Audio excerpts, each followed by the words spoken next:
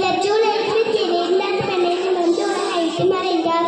ஆயினும் அவருடைய மிகப்பெரிய சாதனைகள் என்றென்று மறையாமல் நம் மனதில் நிலைநாட்டியுள்ளார்.